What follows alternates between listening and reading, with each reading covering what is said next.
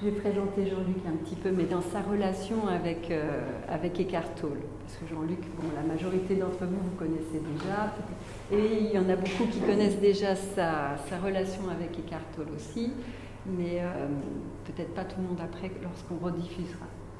Et je vais la raconter cette histoire-là parce que c'est vraiment comme un conte de fées, mais sauf que je vais passer, il n'y aura pas les épines, la forêt d'épines et tout ça, je vais passer déjà, on est plutôt déjà à la fin du conte à peu près, où toutes les choses commencent à s'ouvrir. Jean-Luc, il y a 25 ans, un peu plus, je ne suis pas toujours très précise avec les chiffres, et il écoutait beaucoup Eckhart Tolle parce que, dans la voiture, parce qu'il avait, je crois, 2 heures aller-retour dans la journée pour aller à son travail. C'était aux États-Unis. Donc il avait le temps dans le trajet pour vraiment écouter les enseignements, les cassettes. Je crois que c'était des cassettes. Les CD.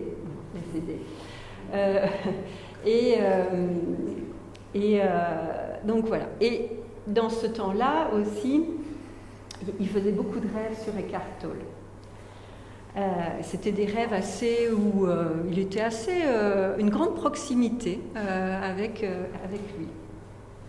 Puis voilà, on arrive en France et puis il y a effectivement l'association Spirale qu'on fonde et puis il continue aussi à faire les retraites avec Eckhart Tolle et Kim Eng, la compagne d'Eckhart Tolle. Et il en fait plusieurs, des retraites dans plusieurs pays différents. Et à un moment donné, il sait que Kim Eng, la compagne d'Eckhart Tolle, va faire un tour elle-même, toute seule, en Europe, pour pouvoir diffuser sa façon à elle, l'enseignement d'Eckhart Tolle. C'est-à-dire, elle le fait en faisant du Qigong, voilà, elle le met en mouvement, on va dire. Et puis, elle parle aussi pas mal. Et donc, Jean-Luc, à une retraite, va voir Kim Eng et lui demande si elle serait intéressée pour passer en France aussi dans son tour d'Europe. Et voilà que notre Kim Eng, au bout plusieurs mois de préparation, elle arrive chez nous, à Romain. Et là, il y a quelqu'un qui n'est pas dans l'assistance, mais merci Sandrine, qui a beaucoup aidé qui faisait partie aussi de l'association Spirale, qui a beaucoup aidé à ce que ce rêve se réalise, le rêve de Jean-Luc, que Kim Eng puisse effectivement venir enseigner ici, à Reims. Elle a passé un petit séjour à Romain, et grâce à elle, le pont s'est fait avec Eckhart Tolle. Donc après, on a été en vacances à un moment donné au Canada, et Kim Eng nous avait toujours dit, lorsque vous viendrez en vacances au Canada, prévenez-moi, quoi. Donc, bien sûr, on a prévenu, on est arrivé, on s'est fait un petit restaurant avec Kim Eng et Eckhart Tolle, qui, à ce moment-là, alors, je le dis parce que c'est trop... Moi, vraiment, je n'en croyais pas mes oreilles. Jean-Luc est arrivé au Canada en se disant encore une fois, j'ai 2 rêves. Là, c'était des rêves diurnes, pas des rêves nocturnes. Hein. J'ai 2 rêves. Rencontrer Eckhart, cette fois-ci, en intimité avec Eckhart, et faire de l'hydravion.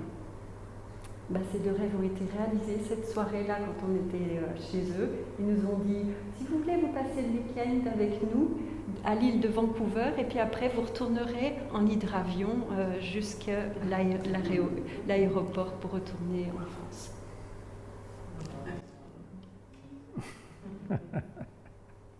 Merci Nathalie.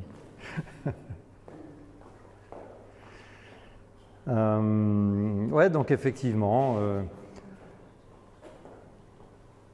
une relation, comment dire, un peu mystérieuse quand même, et puis qui s'est manifestée de plusieurs manières. Et encore la dernière fois que je les ai rencontrés, c'était en Californie en juin. Ça faisait un bout de temps quand même qu'on ne s'était pas vus.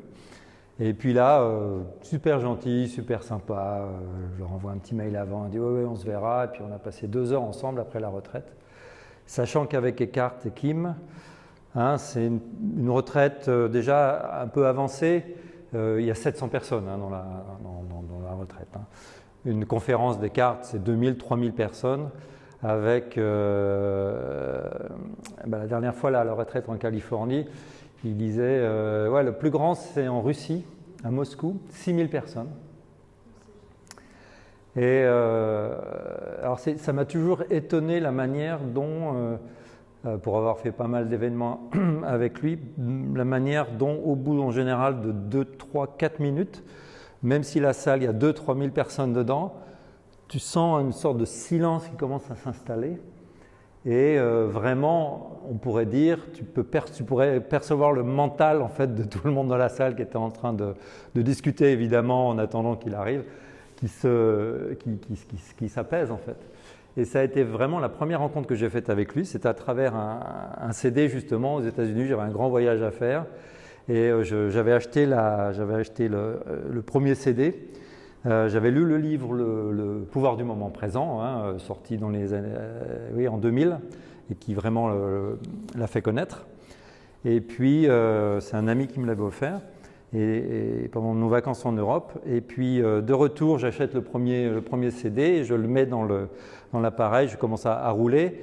Et au bout de 2 minutes, j'étais dans un état de présence et de calme mental, comme si j'avais fait, à ce moment-là, on avait commencé à faire du tai chi, du qigong, comme si j'avais fait 20 minutes de pratique en fait. Et je me suis dit, oula, et même quand il ne parlait pas, parce qu'à ce moment-là, il avait un débit assez lent pendant ses conférences. Et même quand il ne parlait pas, je sentais la présence qui rayonnait. En tout cas, moi, ça m'a impacté tout de suite. Et je me suis dit, oula, il y a vraiment quelque chose. Et c'est là où j'ai commencé, effectivement, alors, écouter plein de CD, après regarder plein de vidéos. Et puis, première retraite avec lui et Eckhart en 2005 au Danemark. Depuis, j'en ai fait pas mal. Et je trouve que c'est un enseignant, outre l'impact en fait, qu'il a eu sur moi, et l'impact qu'il a je dirais presque sur le monde en fait, parce qu'il faut réaliser qu'en 20 ans, grosso modo, hein, même pas, en 10 ans, il a eu un succès comme jamais finalement, dans tous les temps, on pourrait dire. Aucun enseignant spirituel n'a eu autant de succès immédiatement. Succès, j'entends, toucher autant de personnes. Hein, ces livres ont été vendus en millions et millions d'exemplaires, traduits en, je sais pas, 10-15 langues. Aux États-Unis, il s'est retrouvé à faire une série d'émissions avec Oprah. Peut-être vous avez entendu parler, Oprah Winfrey, qui est vraiment la gourou, on va dire, du développement personnel aux États-Unis. Bref, il a eu une émergence, alors qu'au début, quand il venait d'écrire son livre Le pouvoir dans l'instant présent, il était en Californie à ce moment-là, il allait de librairie en librairie porter son livre en fait. Hein. Et donc il a un impact absolument phénoménal. Il est classé enseignant spirituel le plus influent avec le Dalai Lama, enfin voilà quoi. Et lui-même en est étonné. Lui-même dit, avec sa simplicité, alors à un moment donné, il a dit il semblerait que je sois à l'épicentre d'un phénomène étonnant en fait de conscience et d'expansion en fait de la conscience sur la planète. Donc vraiment un succès impressionnant et qui ne se dément pas. Hein. Et maintenant il est passé, alors donc il a créé un petit bureau qui s'appelle toujours Eckhart Teachings en fait, hein, les enseignements d'Eckhart, et puis il s'est mis en partenariat avec une grosse boîte américaine. Alors c'est la méthode américaine, hein. Eckhart c'est vraiment l'approche anglo-saxonne, même s'il est d'origine allemande, hein, il a 76 ans aujourd'hui. Il a eu tout un parcours en Espagne, en Angleterre. C'est en Angleterre où il a eu son fameux éveil. Si vous avez eu le pouvoir du moment présent, dans l'introduction, il en parle un petit peu, à l'âge de 29 ans. Sachant qu'avant, il était très peu dans la spiritualité. C'était un passionné de littérature. Il a étudié la littérature anglaise. Il adorait lire quand il était plus jeune. Il avait découvert quelques livres sur la manifestation consciente déjà, qui l'avait touché quand il était adolescent, mais il n'était vraiment pas là-dedans en fait. Hein. Et donc, il a eu, on pourrait dire, un éveil soudain, sans aucune pratique spirituelle, sans avoir reçu vraiment d'enseignement spirituel.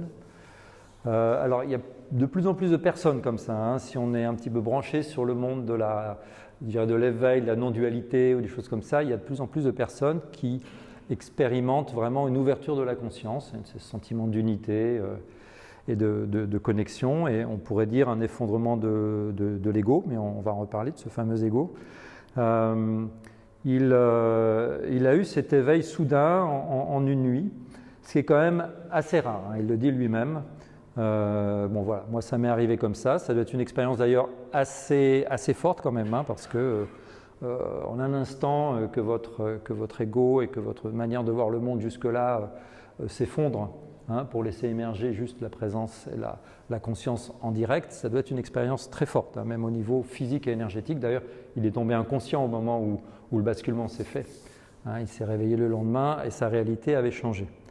Par contre, il a mis plusieurs années à comprendre, entre guillemets, ce qui lui était arrivé.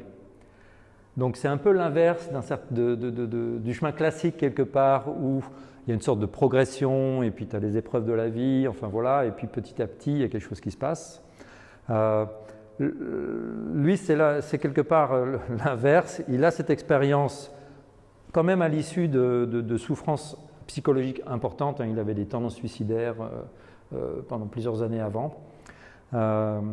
Mais il a cet éveil, on va dire, et puis il lui a fallu quand même jusqu'à 6-7 ans pour vraiment intégrer l'expérience et commencer à refonctionner de manière, on va dire, à peu près normale. D'ailleurs, quand on discutait avec Kim, elle disait, mais quand je l'ai rencontré donc, à Vancouver au Canada, alors que ça faisait déjà 3-4 ans qu'il avait déjà eu son expérience, il était un peu paumé encore, hein. Il a passé des années assis sur un banc dans un parc à Londres, en se nourrissant à peine, en étant une sorte de SDF, hein, en vivant dans des communautés, dans des petits apparts, des trucs. Enfin voilà, il a survécu parce qu'il était pendant plusieurs années dans un état d'extase en fait, hein, de connexion. Il avait besoin de rien d'autre. Donc vraiment une expérience très forte. Et il lui a fallu donc du temps. Par contre, ce que je trouve finalement assez fort dans son enseignement, ce qui me touche beaucoup, c'est, et vous me direz après, il y aura un espace de questions-réponses si vous souhaitez partager aussi, vous, ce que ces enseignements vous font. Mais deux choses. Déjà, on l'a rencontré, j'ai passé un certain temps avec, il a une énergie, il rayonne une énergie qui impacte, hein, les gens tout de suite autour de lui. Et les gens témoignent de ça, hein, dans les retraites, beaucoup de gens témoignent vraiment de l'énergie qui émane de lui. Donc son expérience est authentique, avec tout le succès qu'il a et tout son parcours. Voilà, quand je l'ai encore rencontré en juin, il est tout simple, il est super sympa, il pose des questions, c'est très chaleureux en fait, c'est quelqu'un de très chaleureux, Kim également. Et puis, donc, l'authenticité de son expérience, bon, pour moi en tout cas, elle est indiscutable, d'autant plus qu'il m'amène à vivre quelque chose, hein, qui se rapproche de ça. Donc, je dirais son enseignement énergétique, hein, son enseignement silencieux, me touche et touche beaucoup de gens déjà. C'est peut-être le critère le plus important, hein, c'est la présence, que la personne rayonne, comment elle impacte son environnement. Et puis, dans ses livres et dans ses conférences, je trouve qu'il a une capacité qui lui est reconnue par d'autres enseignants de prendre des notions quand même assez complexes à certains moments ou très difficiles d'appréhender et vraiment d'exprimer de manière simple. Il y a une sorte de simplicité dans ce qu'il... Alors, ce n'est pas accessible nécessairement par tous, hein, pour avoir fait des stages sur ces enseignements et pour avoir discuté avec pas mal de gens, ce que j'ai pu observer, c'est soit tu prends le livre et puis ça te parle, hein, il y a tout de suite quelque chose qui connecte, ou soit non. C'est-à-dire que tu n'arrives pas à rentrer dedans, ça ne te parle pas. Il y a un certain nombre de gens qui témoignent ça, ben non, je ne vois pas de quoi ils parlent, quoi, tout simplement, hein, je ne vois pas de quoi ils parlent. Par contre, pour les gens qui sentent un lien en fait, avec ce qu'ils lisent ou ce qu'ils entendent ou ce qu'ils voient, d'une manière générale, les gens témoignent que c'est clair, c'est simple. il arrive à parler de notions assez compliquées.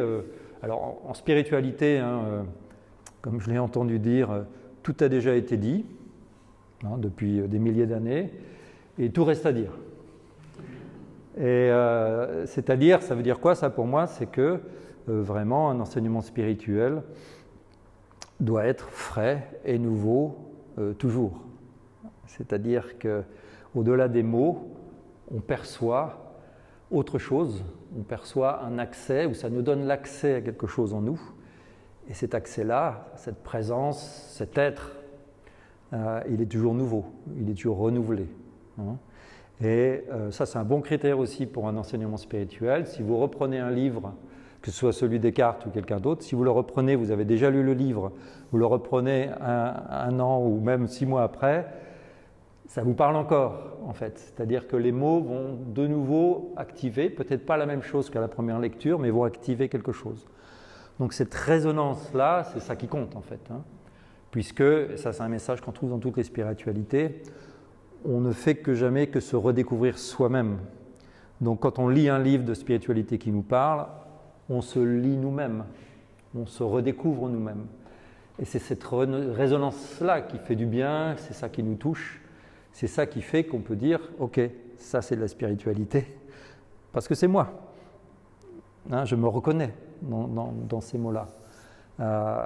Et si je ne me reconnais pas, mieux vaut poser le livre, ça ne sert à rien de forcer, parce qu'on n'est pas sur une notion, et ça Eckhart insiste beaucoup là-dessus.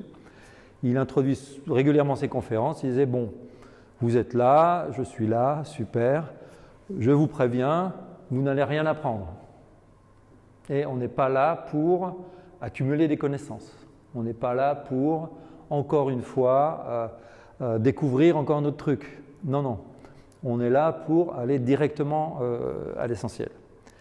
Et ça, c'est quand même de ses grandes qualités dans ces conférences, c'est que, voilà, en quelques minutes, tu sens que tu es branché sur un truc. Tu ne comprends pas forcément ce qui se passe, mais il y a quelque chose qui s'élève en toi, en fait, et qui résonne.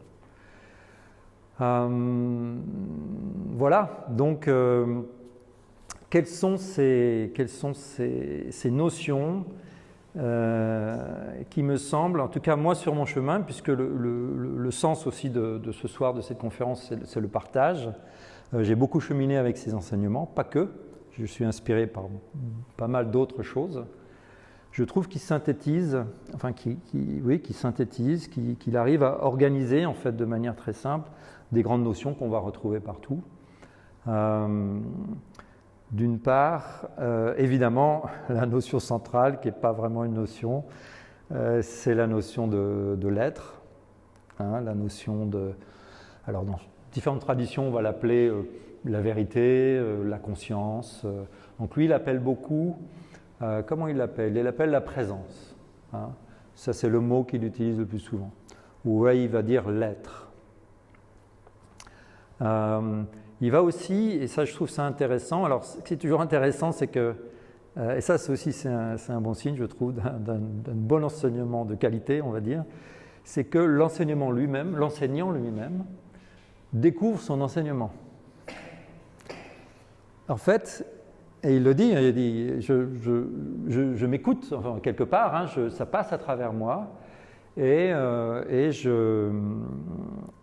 des fois, il va se mettre à rire comme s'il était dans l'assistance, parce que l'humour est un aspect très important dans les enseignements de Descartes. Ça rit beaucoup dans ses conférences,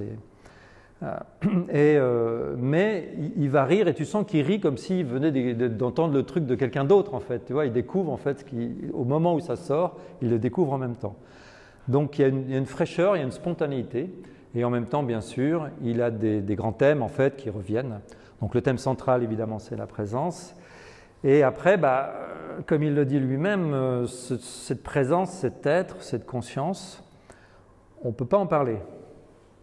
Donc il va citer, il aime citer un certain nombre d'autres enseignements traditionnels. Par exemple, il va citer le Tao Te Ching, donc le livre fondateur du taoïsme. Où le Tao Te Ching, c'est 81 versets, c'est pas très long, qui ont été écrits, je ne sais plus, il y a 3000 ans, un truc comme ça. par Lao Tzu. Bon, c'est pas vraiment si c'était vraiment lui, mais alors il va citer souvent le démarrage qui dit voilà, les premières lignes du Tao Te Ching, c'est le Tao. Donc le Tao, c'est le nom qui est donné dans cette tradition-là pour justement l'être, les profondeurs de la vie. Voilà, il y a Dieu, on peut lui donner plein de noms, mais aucun ne sera vraiment juste, quelque part. Et dans le Tao Te Ching, ça commence, le Tao qui peut être nommé n'est pas le vrai Tao.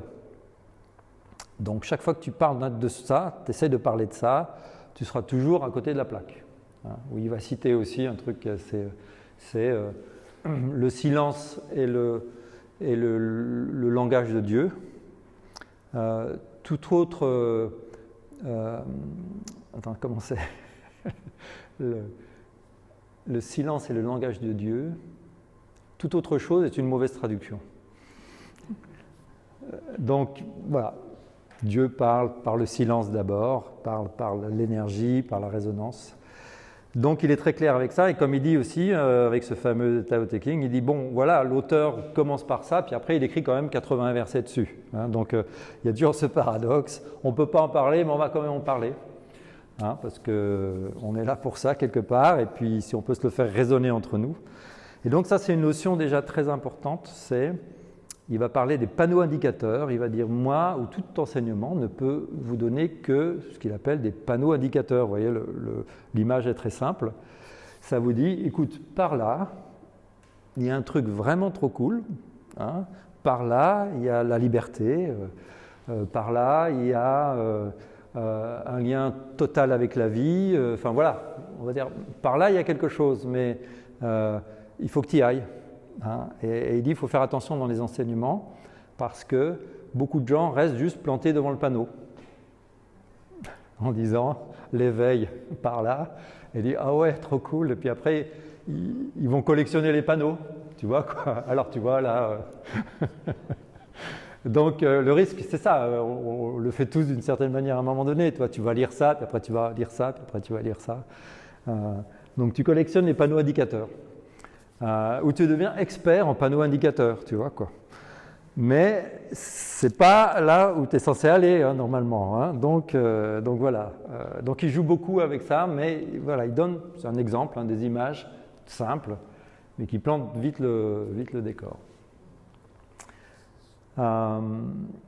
Alors après, il va parler pour essayer de définir, enfin non, il ne peut pas définir, mais pour montrer la direction vers cette présence, outre le fait qu'il l'incarne lui-même, hein, donc une fois de plus, le premier enseignement, c'est la manière d'être. Il va donner des notions qui sont, je trouve, assez astucieuses, qui sont simples une fois de plus. Il va parler, par exemple, de la conscience formelle et de la conscience sans forme. Hein, donc conscience formelle, c'est quand on est, la conscience est occupée par des objets. Donc objet, action, pensée. Hein, parce que une forme, ce qu'elle appelle une forme, c'est aussi bien une forme physique, c'est une forme énergétique, une énergie est une forme, une émotion est une forme, et une pensée est une forme. Et bien tout ça, c'est pas ça. Okay, tout ça, c'est pas la présence. Mais par contre, moi, ça m'a été très utile sur mon chemin de dire, ok, tout ça, c'est des formes. Alors, c'est des formes de plus en plus... le corps, la matière sont des formes très denses. Les émotions, les énergies sont déjà des formes plus subtiles, mais c'est quand même des formes. Et les pensées sont des formes encore plus subtiles. Et même des énergies très fines sont toujours des formes. Et bien tout ce qui est une forme, c'est pas ça. Hein, donc c'est comme le bouddhisme qui va beaucoup parler en négation. Hein, il va parler de la vacuité. Chaque tradition, chaque enseignant, chaque enseignement essaie de trouver une manière d'évoquer la conscience, c'est encore un autre nom qu'il utilise, ou le soi. Alors chez Jung, on va utiliser le soi. En Inde, on utilise beaucoup le soi aussi, le self, dans l'Advaita Vedanta, auquel Eckhart est quand même assez proche, je trouve. Donc voilà, il y a des noms, mais à chaque fois, le nom n'est pas ça. Hein, donc, Et là, il y a déjà une clé aussi sur le chemin qu'Eckhart développe pas mal, c'est de dire, mais ça on retrouve ça pas mal dans l'Advaita Vedanta, dans la non-dualité, c'est de dire le chemin n'est pas une accumulation de choses. Le chemin n'est pas... Quelque part, c'est ça qui est troublant, et c'est un paradoxe qu'on trouve dans ces enseignements-là. Le chemin n'est pas une réussite. Tu ne réussis pas quelque chose. C'est plutôt un dépouillement. Tu perds ta conception de la réalité. Tu perds, qu'est-ce que tu perds? Tu perds l'image de toi-même.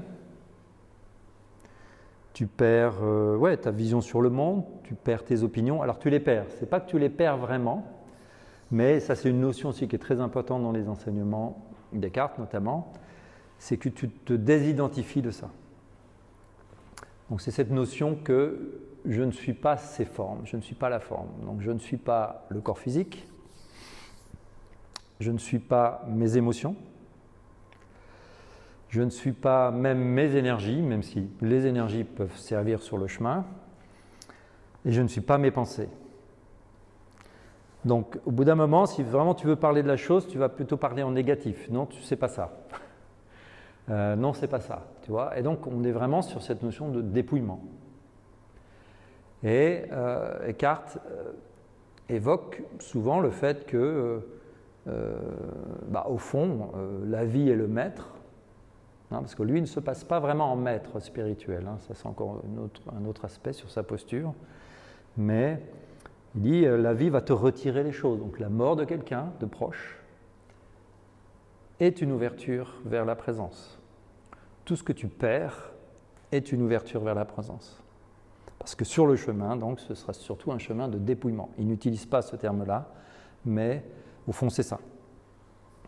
Plus tu te dépouilles, et plus tu te rapproches de qui tu es. Parce que pour être qui tu es vraiment, tu n'as besoin de rien. Et donc, c'est plutôt ces formes, ces croyances, ces expériences, ces émotions encombrent le chemin de ta réalité la plus profonde. Et donc, il y a ce paradoxe qui est, qu'on trouve, alors Eckhart arrive à s'en sortir plutôt pas mal avec ce paradoxe-là, mais ça c'est un paradoxe dans la non-dualité qui est voilà, un peu, c'est ne cherche rien.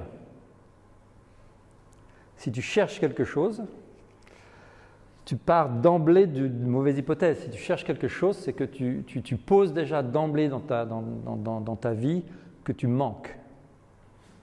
Et donc, ta démarche sera toujours teintée de ce manque fondamental.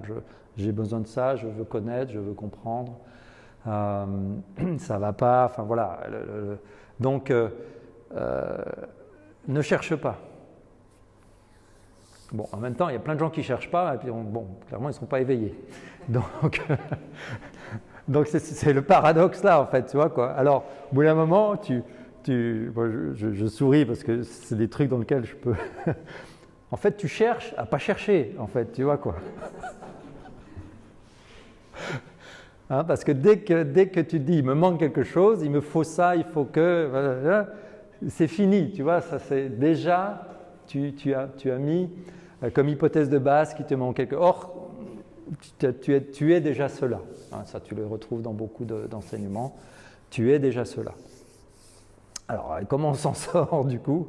Puisque en même temps, il y a une sorte de mouvement vers. Hein, il faut reconnaître il y a une attirance vers. Et si vous êtes là ce soir, c'est qu'il y a quelque chose qui vous gratouille quand même par rapport à ça. Donc, comment honorer ce mouvement qui va vers, c'est cette chose qui nous appelle quelque part, hein, sans chercher, sans chercher à acquérir en fait, sans saisir. Donc comment aller vers, mais en lâchant. Hein, donc voilà, c'est un petit peu le paradoxe, on va dire, d'un chemin spirituel. Et donc là-dessus, Eckhart, lui, va poser des notions, et il ne se perd pas trop là-dedans, lui, finalement. Il va poser des notions que je trouve intéressantes. Donc, par exemple, il y a la notion de... alors maintenant, il utilise plus ce qu'il appelle le moi de surface the surface I en anglais, le moi de surface et le moi profond. Et ça, c'est pour déjà nous donner des indications pour nous positionner dans la vie, en fait. Et ça, il va le dire régulièrement, par exemple, faites un petit break de temps en temps et regardez si c'est le moi de surface, en fait, si vous êtes dans votre moi de surface. Donc le moi de surface, c'est celui qui va interagir avec le monde, c'est celui qui va s'identifier avec les choses. Donc le moi de surface, il a un prénom, il a un nom, il a une famille, il a une histoire, il a un passé, il a un futur, il a des problèmes, il a des réussites. Donc voilà, ça c'est le moi de surface, c'est le jeu qui interagit en fait et réagit avec la forme. La forme étant une fois de plus physique, émotionnelle, énergétique, mentale. Voilà. Par opposition, quelque part, alors au fond il n'y a pas vraiment d'opposition, puisque les deux coexistent en même temps, avec le moi profond, en anglais le deep I, donc le moi des profondeurs, qui est justement cet être, cet espace, c'est un espace qui accueille. C'est quelque chose qui n'est jamais en opposition avec rien. C'est quelque chose qui n'a besoin de rien d'autre que soi-même pour exister. C'est cette réalité qui se valide elle-même, qui existe par elle-même. Donc on appelle ça la réalité absolue. Elle n'a besoin de rien pour exister. Elle n'a besoin de rien comparer, elle ne se définit par rapport à rien d'autre qu'elle-même. Donc elle existe par elle-même, c'est le soi, Dieu, voilà, on peut mettre plein de noms. Donc il va, dans ses explications, régulièrement évoquer ces deux niveaux en fait, de conscience quelque part. La conscience, parfois il l'appelle là la conscience des objets, et puis la conscience profonde. Donc pour nous aider à distinguer et à reconnaître, en fait, à mettre de l'attention sur est-ce que là je suis dans le moi de surface, c'est-à-dire en interaction, en réaction, est-ce que je suis dans le moi profond. Et quand je vais poser une action, elle va être très différente si elle part du moi de surface ou si elle part du moi profond. Le moi de surface va être donc en réactivité, il va être piloté, on pourrait l'appeler le moi de surface l'ego également, ça c'est une notion qu'il utilise beaucoup. Donc ça va être des réactions qui vont être des réactions soit de protection, soit d'appréhension, de saisie. Ça va être des réactions qui vont chercher à maintenir en fait un sens d'identité, à rester cohérent avec mon histoire, avec l'histoire que je me raconte, mon passé, mon présent, mon futur. Voilà, c'est l'ego. On va revenir sur une définition de l'ego. Par contre, si mon action part d'un espace du moi profond, ça va être quelque chose qui va être libre, qui va être naturel, qui va être spontané, qui va être en général très efficace. Et l'énergie qui est envoyée dans une action de ce type-là est très différente de celle envoyée. Un exemple que j'utilise régulièrement dans les stages, c'est si à un moment donné j'ai besoin de dire non, ça va être un non, un truc, tu vois, défensif, un truc qui a besoin de se protéger, de se refermer. Il y a une contraction, un non par rapport à un non. C'est un non qui ne s'oppose pas. C'est non, non. Vous voyez, on le sent en général dans le ton de la voix, on le sent dans l'énergie qui est envoyée. Le non, part d'endroits très différents. Et donc, on a des puissances, ces deux noms ont des puissances différentes. Juste un petit exemple. Alors, ce fameux ego, eh bien, c'est... comment Eckhart en parle? C'est essentiellement... alors, petite distinction sur la notion d'ego. C'est... moi, je fais la distinction entre ego et personnalité. C'est pas la même chose. La personnalité, on est tous incarnés, on a forcément une personnalité.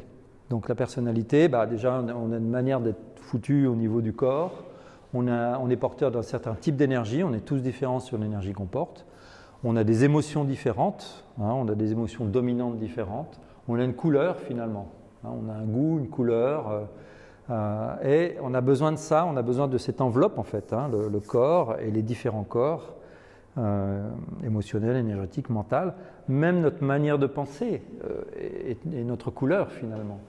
On pourrait dire notre caractère, c'est notre couleur. Et on a besoin d'avoir une forme pour être incarné. Le but de la spiritualité n'est pas de se désincarner. Le but n'est pas d'être fade, neutre. Le but n'est pas d'être non existant, on va dire. Non, le but c'est au contraire, on pourrait dire, d'assumer pleinement sa forme, d'assumer pleinement sa personnalité, mais en étant libre. C'est-à-dire en n'étant pas identifié à cette personnalité. Donc, je peux même jouir de cette personnalité, jouir de profiter de ce que je suis, de mes talents, profiter de mes désirs, même de ce que j'ai envie de faire. J'aime ça, je préfère ça à ça. Ok, d'accord, c'est ok. Simplement, est-ce que j'en suis libre? C'est-à-dire qu'au moment où j'ai ma belle maison, où j'ai ma belle yourte, et elle part en fumée, est-ce qu'à ce moment-là, je vais sentir en fait une contraction, et ça c'est l'ego. Donc l'ego, c'est l'identification, on pourrait dire, à la personne, l'identification à mon histoire. Et tout se joue, c'est pour ça que la vie nous teste régulièrement, tout se joue justement au moment, en général, où on perd les choses. Quand tu perds quelque chose, ou même quand tu perds, peut-être le pire, c'est de perdre une certitude. Tu vois, quand je dis les choses, c'est les choses aussi du mental. Si à un moment donné, je suis vraiment remis en cause sur ma conception du monde, par exemple, et si ça vient m'ébranler, et si je cherche désespérément à reconstruire quelque chose là-dessus, et à justifier, à expliquer, à défendre, eh bien, ça c'est l'identification. Je suis accroché à ce que je crois être, je suis accroché à ma vie. C'est facile de voir quand effectivement, si tu reprends l'exemple de la yourte, ce serait non. Tu vois, un non, c'est pas possible, non, ça doit pas être, voilà. Non, ça n'aurait pas dû être, non, c'est pas normal, non, c'est injuste. Donc là, voilà, on est dans l'ego. Voilà. Donc l'ego fonctionne beaucoup en résistant à ce qui est. Donc ça, oui, c'est assez facile à voir de toute façon, quand ça, quelque part, quand ça fait mal, mais au sens... Alors Eckhart va faire la distinction, par exemple, que je trouve très intéressante, entre douleur et souffrance. Il va dire justement, la douleur, c'est la sensation. Alors ça peut être une douleur physique, ça peut être une douleur énergétique, à un certain moment, dans certaines circonstances, tu vas avoir des énergies, une énergie de feu, par exemple, qui monte. Et il y a des douleurs psychologiques. Mais c'est une douleur, c'est une sensation. La souffrance, c'est la même chose, c'est une douleur sur laquelle se raconte une histoire. Et en général, l'histoire qui se raconte, c'est ça ne devrait pas exister. Il y a une résistance à ce qui est. Eh bien, cette différence, vous voyez, entre ça ne devrait pas exister et ah ouais, c'est pénible, une douleur, c'est pénible, c'est désagréable, Il y a une partie de moi qui souhaite que ça s'arrête, clairement. Il y a pas, ok, c'est pas. Et en même temps, c'est ok. Cette différence-là, c'est la différence entre douleur et souffrance. Moi, ça m'a beaucoup aidé, en fait, sur mon chemin, de faire la distinction. Quelque part, on pourrait dire, sur cette terre de dualité, on ne peut pas faire l'économie de la douleur. Il y a un koan que j'aime beaucoup, qui est sans savoir pourquoi, j'aime ce monde où nous venons pour mourir. Je trouve ça, c'est pas Eckhart, il ne le cite pas celui-là, mais je trouve que c'est en plein dans la notion. Oui, on est dans un monde où il y a une phase, ça Eckhart en parle, il y a une phase en général, de manière générale, plutôt d'expansion, une première partie plutôt yang, on va dire, d'expansion, de j'apprends, je multiplie les expériences, les rencontres, voilà, où je me marie, j'ai des enfants, je développe mon travail, enfin, voilà, j'acquiers des choses, je la fais très générique. Et puis à un moment donné, voilà, il y a la phase yin, qui est la phase, je vais commencer à perdre des choses. Je vais perdre mes cheveux, par exemple. Je vais perdre des capacités, je commence à perdre en fait. Et la mort, c'est ça. La mort, c'est je commence à perdre des choses. Si je suis identifié à ce que je suis devenu, si je prends cette courbe classique, si je suis attaché à mon apparence physique, si je suis attaché au sens, c'est moi. Qu'elle soit positive ou négative, ça c'est un aspect qu'Eckhart évoque pas mal. L'ego n'est pas forcément un ego dit positif, c'est-à-dire je ne suis pas nécessairement identifié au truc je suis beau, je suis riche, j'ai du pouvoir, j'ai du succès, enfin voilà. Ça c'est ok, on va dire une identification positive.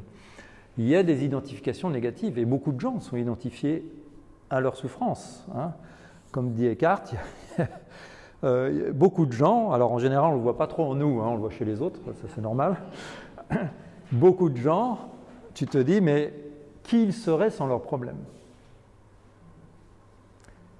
Qui serait sans leur souffrance même? Par exemple, la victimisation est typiquement un attachement négatif. Je suis victime d'eux, etc. Mais en fait, je suis attaché à ma posture de victime. Ça m'élève, paradoxalement, ça m'élève. Je suis donc identification négative. Et ça, c'est Eckhart attire l'attention là-dessus régulièrement. C'est observer dans vos vies, vos identifications négatives aussi. Sans mes problèmes, qui serais-je? Tu vois, bon, on est sans doute au-delà de ça, peut-être, je ne sais pas, mais en tout cas, on peut être. Si j'ai une vie malheureuse et que je n'ai pas réussi, etc., mon identité devient je suis celui qui n'a pas réussi. Voilà, c'est ça. Et ça devient une partie de mon identité. Et beaucoup de gens, d'ailleurs, ne vont pas réussir finalement parce que, inconsciemment, ils sont attachés à leur échec. On a des complexités. L'ego, quelque part, s'en fout que ce soit positif ou négatif. L'idéal, c'est qu'il continue à vivre. Et pour vivre, il a besoin d'une identité, il a besoin d'être attaché à quelque chose. Et l'essentiel, c'est que et idéalement que ça grossisse. Alors que ce soit positif ou négatif, l'ego aime bien que ça grossisse. En fait. On peut parler en psychologie jungienne de l'inflation de l'ego. On pourrait peut-être parler d'inflation de l'ego négative aussi, mon ego. Donc cet ego n'est pas la personnalité, ça me semble super important de voir ça, de manière à m'accepter, à m'accueillir tel que je suis. Okay. L'ego, c'est l'attachement à la forme. Et en général, et malheureusement on le voit de plus en plus aujourd'hui, on est dans une période, et j'y reviendrai, inquiétante, une forme de chaos là, qui commence largement à s'installer, c'est l'ego en général va chercher des ennemis, parce que l'ennemi lui donne une existence. Parce que dans ces enseignements-là, et dans les enseignements de Descartes aussi, Au fond, l'ego n'existe pas, ce n'est qu'une croyance. Je crois que je suis ça. Donc c'est pas compliqué l'ego, c'est un petit programme qui s'identifie à la forme. En général, c'est la forme pensée. Je crois que je suis ça, je ne suis pas ça, j'ai vécu ça, je me définis à partir d'un ensemble d'informations. Eh bien, créer des ennemis est un excellent moyen de contracter l'ego et de maintenir cette identité. Donc je deviens, et plus la conscience descend, plus le niveau de conscience descend, et plus je crée des ennemis. Et plus je commence à avoir des ennemis partout. Les ennemis sont juste là. Ça fait partie du mouvement d'une descente de conscience. Et le premier ennemi, ça Eckhart le mentionne, le premier ennemi, l'ennemi le plus pratique que je peux prendre. Alors, c'est peut-être le deuxième, ça c'est moi, c'est le deuxième. Oui. Parce que l'ego, il en a marre de l'ego. Eckhart le mentionne, il dit la partie de vous qui veut écraser l'ego, éliminer l'ego, c'est l'ego. donc super, ouais, il y a deux choses en fait qui est le plus pratique. L'ennemi le plus pratique à prendre, c'est soi-même. Ça, c'est ce qu'on appelle le critique dans le dialogue intérieur. Et l'autre, c'est l'instant présent. L'instant présent. La forme que l'instant présent prend, c'est super pratique parce qu'il est toujours là à l'instant présent. Et si tu vas trouver une résistance, un truc à résister, un truc qui ne devrait pas être, alors ça peut être moi, je ne devrais pas être comme ça, ou je devrais être comme ça, ou l'autre devrait être comme ça, ou il ne devrait pas être comme ça, ou la situation devrait être comme ça, ou ne devrait pas être comme ça, ou le monde ne devrait pas. Bon voilà, l'instant présent, tel qu'il se manifeste, c'est super pratique pour l'ego, ça lui permet de se dire ça c'est moi, et ça c'est pas moi. Vous voyez, il fonctionne par comparaison et par différence. Donc ça c'est une notion un peu fondamentale, sachant qu'une fois de plus, il y a le paradoxe qui est que si tu cherches à écraser l'ego, tu vas le renforcer. Et donc, l'idée n'est pas... l'idée est de le comprendre, de le voir fonctionner. Et c'est tout. Donc, d'amener de la conscience, en fait, dans notre quotidien, et de voir là où on a ces habitudes de pensée. Parce qu'en fait, l'ego n'est qu'une grosse habitude qui a plein de formes. Mais c'est une habitude de penser. C'est une pensée, en fait, l'ego. Donc ça, c'est une notion un peu centrale, évidemment. Il s'agit de dépasser l'ego. Et puis, je regarde le temps. Bon, je ne vais pas aller trop loin. Il y a une autre notion qui m'a semblé super intéressante, c'est le corps de souffrance. On continue, ça va. Alors le corps de souffrance, Eckhart a défini cette notion-là, je ne l'ai pas retrouvée ailleurs dans d'autres enseignements, et elle m'a été très utile. Alors le corps de souffrance, définition du petit Eckhart Tolle, c'est l'agglomérat de mes émotions toxiques. Donc chaque fois que j'ai une émotion, ça se joue pas mal dans l'enfance d'abord, j'ai une émotion forte qui arrive et qu'elle est réprimée, qu'elle est refoulée, en général par la pression de l'environnement, l'éducation, la culture, la famille, la tribu, l'école. On apprend. On n'apprend pas à vivre nos émotions telles qu'elles sont. Alors on a besoin d'être cadré, un enfant a besoin d'être cadré, ok, mais on est quand même dans une société assez handicapée au niveau émotionnel. On n'apprend pas à gérer nos émotions. Et donc, ce qu'on apprend, c'est à les refouler. Donc, quand tu refoules une émotion, en fait, il faut voir que le phénomène de refoulement, c'est la conscience qui dit « je ne veux plus être consciente de ça ». Je mets les trucs sous le tapis. Donc, c'est quand même fort. Mais tu te dis, finalement, alors, tu te dis inconsciemment, mais c'est quand même la conscience qui dit « je ne veux plus vivre ça ». Je ne veux plus manifester ça, parce que déjà, on te le dit. On te dit, alors non, là, la colère, pas de colère. Hein. Voilà, hein, tu intègres les choses de l'extérieur. Et donc, c'est refoulé. Et refoulé, ça veut dire ça quitte la conscience. Donc, c'est mis dans l'inconscient. Et à ce moment-là, vibratoirement, ça fait bouh. Vous voyez, c'est l'énergie devient lourde, devient la fréquence, hein, si on parle en fréquence énergétique, devient, en fait, tu la rapproches de la matière. L'émotion se densifie et se rapproche de la matière. Et d'ailleurs, dans le corps, elle va se loger, hein, ça va créer des blocages, ça va créer des lourdeurs, ça va créer des tensions, voilà. C'est les émotions qui sont refoulées. Et bien, comme elles ont une fréquence vibratoire assez proche, eh bien, tout ça s'agglomère et crée ce qu'Eckhart, c'est lui qui a créé le concept, le corps de souffrance. Alors, on pourrait dire jusque-là, c'est qu'une notion. Ce qui est intéressant, c'est comment tu utilises cette notion-là. Et moi, ce que j'ai trouvé super utile, c'est quand il dit, le corps de souffrance, c'est un être intérieur qui a sa propre logique, qui est une logique de souffrance. Tu as pu voulu le voir, pas de souci, lui il vit sa vie sous la limite de ta conscience, mais il vit sa vie.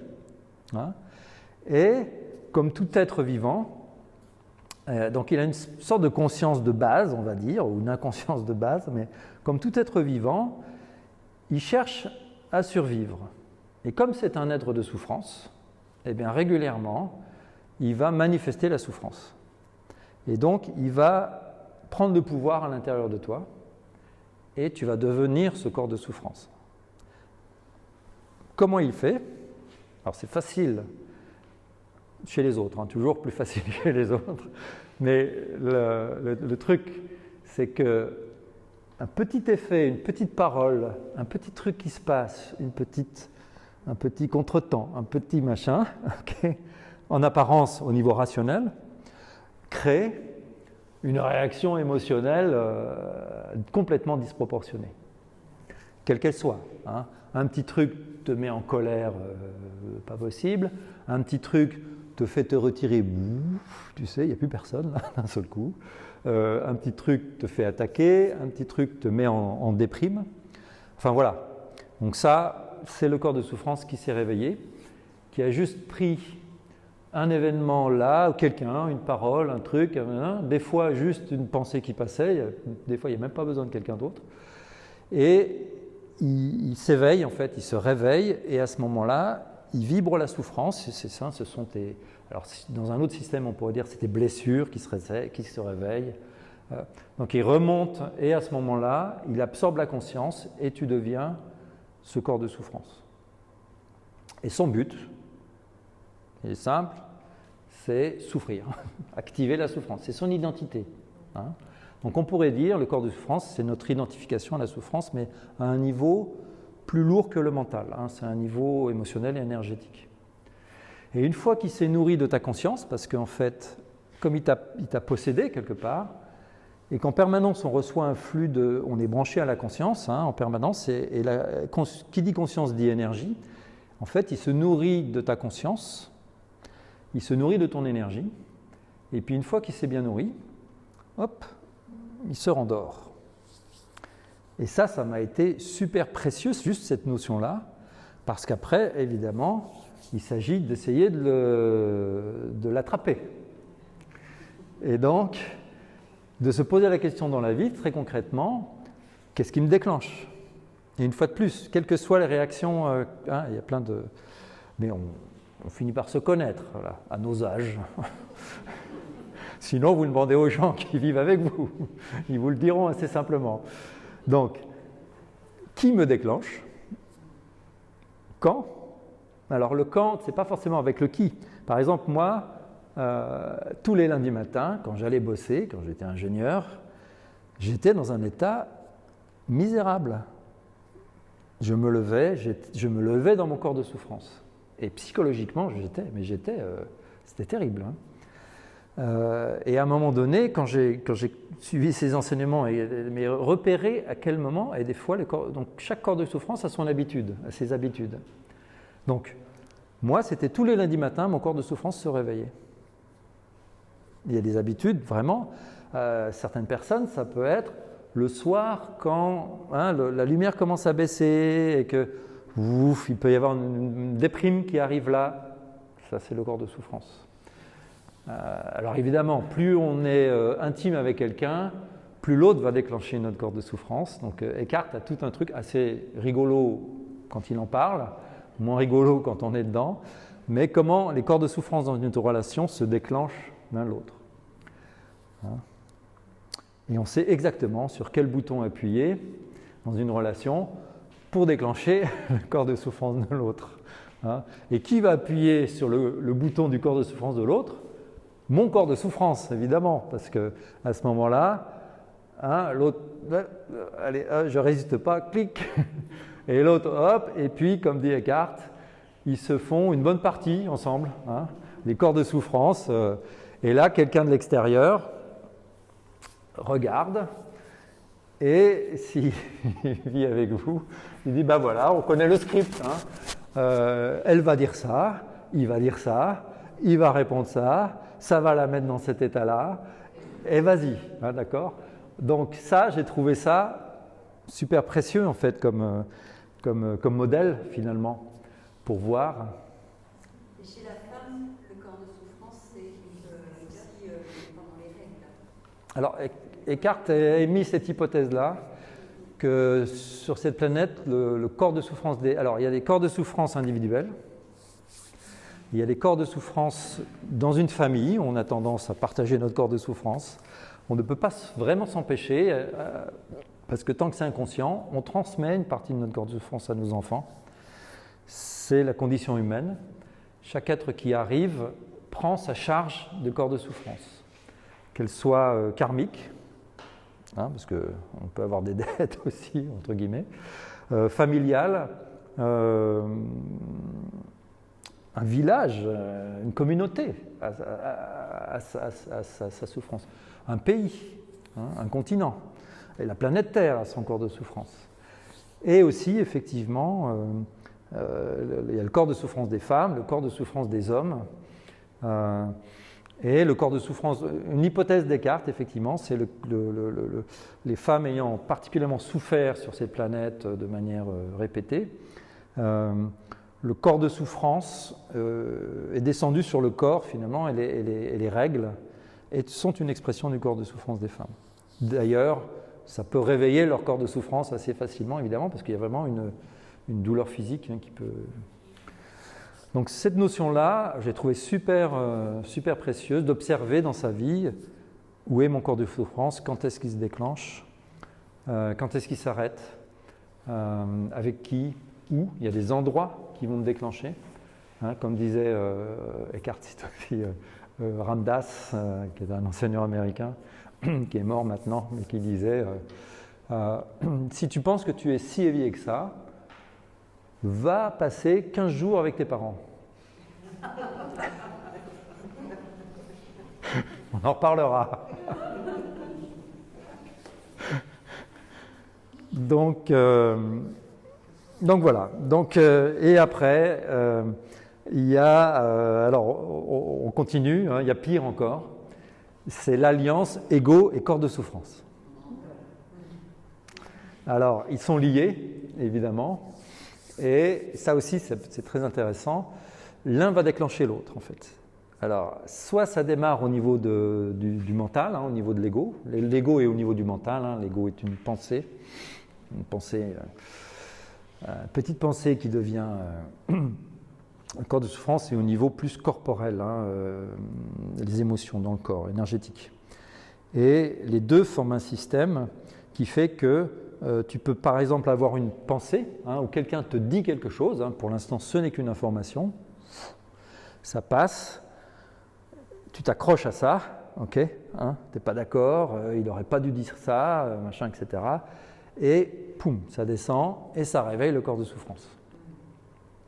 Ça, c'est dans le sens ego, corps de souffrance. Et après, les deux vont se confirmer, parce qu'à partir du moment où l'émotion arrive, elle va confirmer la pensée, elle va teinter les pensées, et vas-y, on rentre dans le... Et l'un va confirmer l'autre. Les deux sont basés sur le même système d'identification. Il y en a un, c'est une identification à une histoire, une identité mentale, et l'autre, une identification à la souffrance. Donc, les deux fonctionnent à la base de la même manière. C'est deux niveaux que je trouve très intéressants de distinguer. Inversement, tu peux très bien à un moment donné avoir ton corps de souffrance qui a besoin de se nourrir de ta conscience, et donc tu vas d'un seul coup, je ne sais pas, sentir un malaise, quelque chose, voilà, il se réveille en fait. Et ce malaise-là, le mental va essayer de l'interpréter et va coller une histoire dessus pour le justifier. Et à ce moment-là, clac, une histoire démarre, et cette histoire va elle-même renforcer le malaise qui va renforcer l'histoire, et c'est parti. Donc les points d'entrée sont autant là que là, si je le mets là, on va dire symboliquement. Donc ça, voilà, je trouve un modèle assez simple, en tout cas, des points de repère qui m'ont été très utiles, qui je trouve très précieux dans la vie quotidienne, juste de se poser un certain nombre de questions. Et donc, Eckhart va lister un certain nombre de petites questions comme ça, du genre, voilà, régulièrement, faites une petite pause et demandez-vous quelle est ma relation à l'instant. Juste là, comment je vis l'instant. Ça paraît tout simple, hein, mais rien que ça, c'est hyper puissant. Bon, alors évidemment, dans toutes ces pratiques-là, la difficulté, c'est de penser à faire ça. Parce que quand tu es pris dans le truc, qu'est-ce qui va faire que d'un seul coup, tu vas prendre une petite distance et de dire, mais rien que ça, c'est super intéressant. Est-ce que je suis détendu avec l'instant? Est-ce que je résiste? Il y a un petit truc qui n'est pas d'accord avec trop ce qui se passe, hein, mais est-ce que je ne suis pas à l'aise avec ce qui se passe? Est-ce que j'ai envie d'être ailleurs? Est-ce que je suis dans le passé? En fait, je ne suis pas vraiment là. Voilà. Quelle est ma relation avec l'instant? Rien que ça, c'est une pratique que je trouve hyper puissante, en fait. Des petites choses que j'avais notées. Alors, ah oui, alors bon, il y a des trucs. Ne pas prendre ses pensées au sérieux. À chaque fois que je pense quelque chose, de dire, c'est pas forcément vrai, quoi. Ne pas prendre ses pensées au sérieux.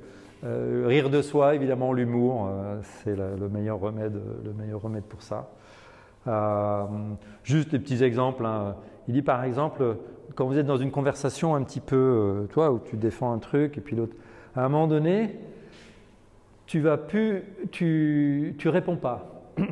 C'est-à-dire que tu quittes la posture de devoir expliquer à l'autre quelque chose, toi, de dire ton opinion, etc. Simplement, l'autre a posé son truc et tu ne vas pas... okay, c'est juste un petit exercice. Hein. Ça ne veut pas dire que tu as raison ou tu as tort, en fait, c'est pas ça le truc. C'est de dire qu'est-ce que ça fait de ne pas se mettre dans une réactivité sur un petit sujet simple. Et juste observer qu'est-ce que ça te fait de ne pas répondre à l'autre, tu vois, alors qu'on est dans une discussion un petit peu... voilà. Donc voilà. Il y aurait plein de choses encore à nommer, mais je trouve ça intéressant d'introduire dans le présent des petits points de conscience, des petits trucs, dire tiens, en dialogue intérieur, on va dire par exemple, mais qui est là, hein, en moi? C'est quelle partie de moi là qui est là? C'est une autre manière de dire, est-ce que je suis plutôt dans une dimension réactive, hein, voilà. Alors, il y a plein de choses à dire encore. Eckhart a défini, si vous voulez les voir plus en détail, on les a mis sur notre site, ce qu'il appelle des portes d'accès à la présence. Parce qu'un des aspects, finalement, il y a deux volets quelque part sur le chemin. S'il y a le volet qu'on a plutôt évoqué là, c'est voir comment je fonctionne, comment ça fonctionne à l'intérieur de moi, quelles sont les histoires que je me raconte. Ah oui, ça s'en est pas mal. Quelle est l'histoire que je me raconte là, hein? Parce qu'il y a toujours une histoire qui se raconte, en fait, on ne se rend même pas compte qu'on se la raconte. Donc, quelle est l'histoire qui est en train de courir dans mon mental, là, dans cette situation? Et ça, on peut se la poser un peu n'importe quand. Mais il y a le volet je vais voir comment je fonctionne, que ce soit au niveau de mon ego, donc de mes schémas de pensée, de mes schémas d'identification. Qu'est-ce que je considère être moi, au niveau de la forme. Ça, c'est une chose. Dedans, évidemment, on a la partie souffrance. Ça, ce n'est pas la plus agréable. Mais est-ce que je peux rencontrer mes souffrances? Ça, c'est une chose. Et l'autre volet, c'est comment je peux développer ma conscience. Comment je peux... les deux vont de pair, évidemment. C'est-à-dire comment je peux être plus conscient, comment je peux moins être absorbé par la partie, par mes identifications. Donc, et les deux sont indissociables, évidemment, parce que qui va regarder comment ça fonctionne ici, c'est la conscience. Donc j'active ma conscience pour aller voir comment ça fonctionne chez moi. Donc j'active en fait la partie de moi qui n'est pas dans la forme, qui n'est pas identifiée. Et c'est celle-là qui voit les identifications. Et chaque fois que je prends conscience d'une croyance, que je prends conscience d'une habitude de pensée, d'une identification, et encore plus quand je prends conscience d'une souffrance, d'une blessure, eh bien, Eckhart va dire, la souffrance ou le corps de souffrance, c'est du carburant pour la conscience. À chaque fois que je franchis un cap de compréhension, évidemment dans mon système d'identification, je renforce ma conscience. Donc l'idée, c'est d'avoir un système vertueux, on pourrait dire une spirale vertueuse, où je cultive la conscience, donc plein de pratiques. Alors Eckhart définit un certain nombre de portes, ça s'appelle les portes d'accès à la présence. Et cette conscience-là, je l'applique soit volontairement, on va dire que si je suis dans un stage où je vais aller voir, on va aller voir ce qui se passe là, soit dans la vie quotidienne, avec ce qui émerge, et la vie est le maître, donc la vie va toujours nous fournir des bonnes occasions pour voir là où on est identifié. Ça, je connais bien, c'est comme si la vie disait ah bon, ça c'est sur quelqu'un qui est déjà avancé spirituellement ou qui se croit avancé spirituellement, parce qu'il y a l'ego spirituel, ça Eckhart il en parle aussi. L'ego spirituel, c'est je suis identifié à moi spirituel. C'est toujours l'ego, mais j'ai quand même fait vachement de chemin, je médite super bien, je connais Eckhart personnellement, tu mets... voilà, tu es identifié, mais c'est cool, c'est sexy spirituellement, si on peut dire ça comme ça. Donc, que disais-je? Donc, l'ego spirituel, j'ai perdu, j'ai perdu ma pensée. C'était quoi? J'ai noté, je cultive la conscience et je l'applique. Et je l'applique dans la vie quotidienne. C'est comme si la vie, c'est comme si la vie disait, ah bon, tu penses que tu es libre de ça? Fais voir. Elle prend le truc et dit, et si je te l'enlève, fais voir. Et puis, quand même, et toi tu es là, non mais... Bon voilà, la vie fait ça en permanence. Elle dit, ah bon, fais voir. Et je sais de quoi je parle. Et donc, mais à chaque fois que tu dis, ah bah ouais, je suis attaché à ça, bah ouais. Et c'est pas le bah ouais, putain, merde, quel con. Ça, c'est le go qui revient par la porte de derrière. Le jugement sur soi-même, la culpabilité. Alors, n'allons pas sur le champ de la culpabilité, mais c'est l'ego qui revient et qui prend la conscience. Tu as fait une belle prise de conscience sur toi-même, tu as vu un truc, et l'ego, tranquillement, arrive et repasse par la porte de derrière en disant « Ah bah ouais, eh bah voilà, eh bah bravo. » Et crac, t'es reparti dedans, tu vois. Il t'a remis une couche, t'es reparti dedans. Donc voilà, donc il va avoir les... Donc la vie nous propose de toute façon des opportunités pour savoir si on est libre ou pas de cette réalité-là. Et en ce moment, Dieu sait si on a énormément d'opportunités. Merci la vie. Et à chaque fois donc que tu prends conscience d'un attachement et que tu lâches cet attachement-là, eh bien, la conscience s'accroît. L'énergie s'accroît. L'énergie que tu mettais à t'attacher au truc, à le tenir, hein, cette énergie redevient disponible. Et énergie et conscience vont ensemble. Et donc, tu gagnes en conscience. Et donc, le chemin, donc ça va renforcer la conscience. Avec ta conscience renforcée, eh ben, tu vas pouvoir aborder d'autres sujets. Et Eckhart va dire... Il y a quelque chose qui m'interpelle Ouais. c'est la chaleur des choses auxquelles on est attaché. Comment dans ce défilement, ce truc-là, comment on a ça c'est ça, moi, que j'arrive pas bien à sentir, à ressentir. La chaleur des choses auxquelles on est attaché.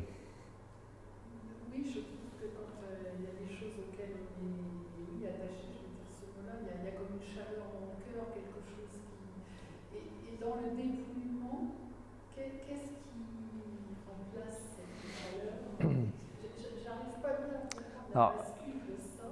Je vais prendre un exemple un peu fort, mais bon, c'est arrivé dans une retraite, c'était en Californie déjà, où à un moment donné, il y a un monsieur qui est arrivé et il venait de perdre son fils. Et il avait une relation très forte, vraiment de fraternité, on va dire, avec son fils. En fait. Et il était abattu, vraiment, c'était très très difficile pour lui, parce qu'il perdait plus qu'un fils, il perdait vraiment une sorte de son alter ego.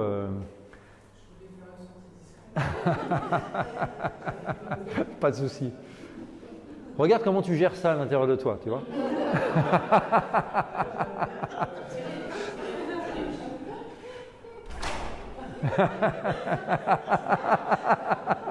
Tranquille, tranquille. Il n'y a pas de souci. Merci d'être venu. Ouais. Merci de ta présence. Et donc, au moment des questions-réponses avec Eckhart, là, il parle de ça. Et Eckhart lui dit, OK, ferme les yeux. Visualise ton fils. Donc, j'espère que ça colle avec, sans sa présence, sans tout le bonheur que tu avais dans la relation avec ton fils, sans tout l'amour que tu as pour ton fils là dans l'instant. Donc t'imagines, il y avait 500 personnes, le gars il est au milieu devant le micro, tout le monde est là, tu sais évidemment, tout le monde est touché, donc... Et il ferme les yeux, il dit OK, alors tu le vois, oui, sens, OK, et sens tout l'amour que tu as. Sens-le partout en toi, dans ton cœur. Laisse-toi envahir par cet amour que tu as pour ton fils. Donc, OK, hein, et puis dis, bon, OK, maintenant, reste en contact avec tout cet amour-là, et l'image de ton fils, laisse-la partir. Mais reste en contact sans tout l'amour qui est en toi, en fait. OK, donc, hein, et il dit, OK, bah maintenant, ça y est, il est parti, oui, et l'amour. Bah, l'amour est là, l'amour est toujours... et à ce moment-là, le gars, il dit, mon fils est là, tu vois, et je le sens comme jamais je l'ai senti. Alors on peut expliquer pourquoi. Alors pourquoi ça marche comme ça. Et il a complètement changé le gars en 1 ou 2 minutes. Et c'était plus un problème. Et il était en lien avec son fils. Mais il n'était plus en lien avec son fils physiquement. Il avait dû laisser... Et donc, le point qu'Eckhart a démontré là, c'était ton amour, quelque part, on pourrait dire, ton amour pour ton fils est ton amour. Et en fait, la chaleur que tu ressens, c'est la chaleur de ton amour. Bon, après, l'amour, c'est l'amour. Et tu l'avais associé à ton fils, tu l'avais associé à l'image de ton fils, tu l'avais associé à ton fils dans son corps. Mais l'amour, c'est l'amour. Et donc, non seulement ça lui a permis de lâcher, de laisser partir, parce que de réaliser que L'amour est toujours là. La chaleur dont tu parles, elle est toujours là. La chaleur, c'est toi, en fait. L'amour, c'est toi.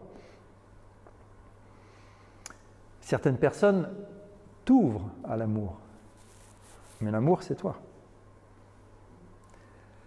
Et au début, ça marche comme ça. Tu as besoin d'un support, tu as besoin de quelqu'un qui va te révéler, en fait, à toi-même. Mais à un moment donné, et ça, c'est fondamental dans tout chemin spirituel, Eckhart en parle beaucoup, c'est qu'à un moment donné, il y a quelque chose qui t'a initié à quelque chose, mais ce quelque chose est en toi. Et à un moment donné, si tu veux aller plus loin, et en général la vie t'invite à aller plus loin, tu vas devoir lâcher ce qui t'a amené, toi, à ce point-là. À ne pas confondre, en fait. On a tendance à confondre la personne, l'enseignement, l'enseignant, la situation, la maison, qui nous amène à un point de bonheur, un point de rayonnement, un point de joie, d'amour, de paix. Hein, une fois de plus, on confond avec la forme, en fait. Ça nous vient à nous sous une certaine forme, et on pense que c'est la forme qui est la clé de ça. Et à un moment donné, la vie ne fera que toujours nous inviter à lâcher la forme, lâcher cet être cher, lâcher ce métier, lâcher ce corps, lâcher la santé, pour réaliser qu'on existe au-delà de ça. Et qu'on est bien plus grand que ça. Et que rien n'est perdu jamais, au contraire. Par exemple, dans ce cas-là, il s'appelait William, ce monsieur-là. Il était là, donc tout le monde est venu le voir après, évidemment, et tout. Et il est là, mais il disait, mon fils est là. Tu vois, il a retrouvé en fait son fils, mais il l'a retrouvé dans une toute autre relation. Tant qu'il voulait, qu'il était accroché, et c'est normal, c'est humain, qu'il était accroché, il bloquait en fait le passage à la phase suivante, qui était, en l'occurrence dans sa relation avec son fils, de laisser la place à une nouvelle relation. Et une nouvelle relation bien plus directe, bien plus, en tout cas, différente, nouvelle par rapport à celle qu'on peut avoir à travers des corps. Est-ce que ça répond à ta question ?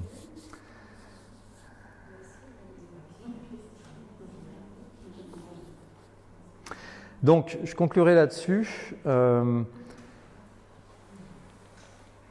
À chaque fois, ça c'est le cœur de l'enseignement Descartes, mais c'est aussi le cœur de beaucoup d'enseignements, y compris les enseignements bien sûr du Christ. C'est à chaque fois, on est invité à aller toujours plus vers soi-même. Et ce soi-même, il est un peu caché. En s'incarnant, on le cache derrière des formes, en fait, ce soi-même. Hein, on a l'impression que ce soi-même, c'est ça. Après, on a l'impression que ce soi-même, c'est notre histoire, c'est notre relation avec les autres, c'est notre famille. Et oui, mais à chaque fois, tout ne parle jamais que de nous. Et petit à petit, les choses nous sont retirées. Et Eckhart va citer un proverbe soufi qui dit le chemin, c'est rencontre la mort, trouve la mort avant qu'elle ne te trouve. Donc à un moment donné, dans ces conférences avec Eckhart, tu as toujours ce moment là où on est là, c'est trouve la mort avant qu'elle ne te trouve. Ça veut dire quoi ? Avant de mourir, avant de quitter le corps, meurt à quoi ? On meurt à quoi ? Ouais. Tu meurs à ce que tu crois être. Tu quittes ta vieille enveloppe, ta vieille enveloppe de conscience, en fait. À chaque fois, la conscience est amenée à s'ouvrir et à se redécouvrir encore plus large, plus profond. Et aujourd'hui, Eckhart est très concerné et très en lien avec ce qui se passe sur la planète aujourd'hui. Et on a eu encore récemment un exemple fort que les choses sont en train de se polariser sur cette planète, c'est-à-dire que la conscience est en train de travailler et donc on a des consciences très lourdes on a des énergies très lourdes qui circulent sur la planète, on peut le voir. Les crises, les conflits, les prises de pouvoir, le mensonge, les fakes, machin, enfin tout ça, c'est des manifestations de l'ego, on pourrait dire, donc d'une conscience basse. Et en même temps, dans ces moments difficiles, et Eckhart, lors de la dernière un cours, en fait, il donnait un cours, et lors du dernier truc sur le cours, une personne a posé, mais qu'est-ce que tu nous conseilles dans ces temps ? Il dit, alors dans ces temps qui arrivent, ça va être de pire en pire. Donc c'est pas fini. Avant d'aller mieux, il faut qu'on touche le fond de l'ego, en fait, et de notre corps de souffrance. C'est-à-dire que là, actuellement, et pour moi, l'Apocalypse, ça veut dire la grande révélation. Qu'est-ce qui est révélé ? C'est l'ego, et la souffrance humaine est révélée. Maintenant, elle devient de plus en plus visible, de plus en plus palpable, à l'extérieur de nous et en nous, en fait. Et dans ces temps, ce sont des temps à la fois difficiles, parce qu'ils viennent vraiment nous chercher au niveau de nos peurs les plus profondes, les plus archaïques, en fait, individuelles et collectives. Et en même temps, ce sont des moments, des grandes opportunités d'éveil, de quitter ça, de se rendre compte, par exemple dans cette situation actuellement, avec tous les mouvements qu'il y a, qu'est-ce qui me touche vraiment ? D'aller rencontrer sa peur par rapport à ça, mais d'y aller en conscience, pas de se laisser absorber par cette peur-là, sinon on redescend au niveau de la souffrance et au niveau de l'ego. Donc d'aller voir, à partir de ma conscience, d'aller voir, mais qu'est-ce qui me touche ? Et donc on est dans des grands temps de transmutation. Et chacune et chacun sur cette planète a sa part de transmutation à faire. Et on est attrapé par là où on est attrapable. Et donc, c'est maintenant. Et Eckhart, il est très, très direct avec ça. C'est maintenant que ça se joue. Et ça se joue en nous. C'est difficile, mais c'est grande opportunité. Parce que ce que tu vois dans des moments de polarisation comme ça, ce que tu vois, ce que tu libères à ce moment-là, tu n'y reviens plus, c'est libéré. Et quelque part, on s'est tous donné rendez-vous là, maintenant. Quelque part, à un certain niveau, ça c'est moi qui parle, c'est pas Eckhart, on sait pourquoi on est là. Et donc, ok, on assume notre ressenti, on assume là où on en est, et puis on traverse. Eckhart donne la définition de la foi. D'habitude, il ne parlait pas de foi, mais il dit la foi, c'est la conscience de la puissance du divin. Et cette puissance du divin, elle est là. Donc la foi, c'est la conscience de la puissance du divin, là. Le divin, c'est nous. Alors il le répète, Eckhart. La vie, c'est nous. On ne peut rien perdre. Au fond, on ne perd rien. On a tout à gagner. Il faut lâcher ce qu'on croit être. Alors, le prix peut paraître cher. À certains moments, tu dis « ouf ». Mais alors derrière,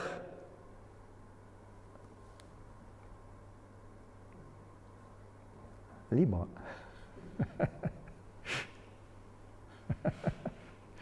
Libre. Et ça ne veut pas dire que tu fais rien. Attention. Et plus tu es libre, plus tu es efficace et plus tu fais ce qu'il faut. Tu fais ce qu'il faut pourquoi ? Parce que tu es libre. Il n'y a plus d'enjeu personnel.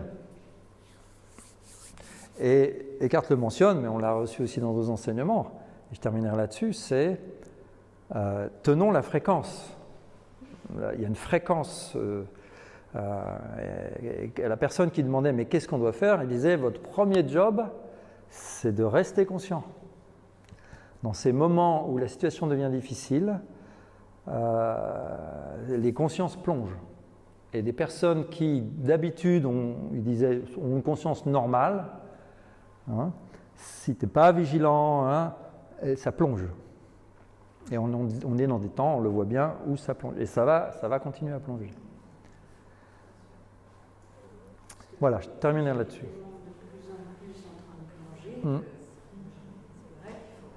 Ah bah, le premier job, c'est de rester conscient. Voilà, et chacun, d'où l'importance, et je vous remercie de votre présence, d'être là ce soir ensemble, parce que un événement comme ça, il a son importance. Tout est important aujourd'hui, tout est important. D'abord là, hein, mais après il y a être ensemble, se soutenir, maintenir cette fréquence ensemble, ça c'est hyper précieux. Voilà. Merci.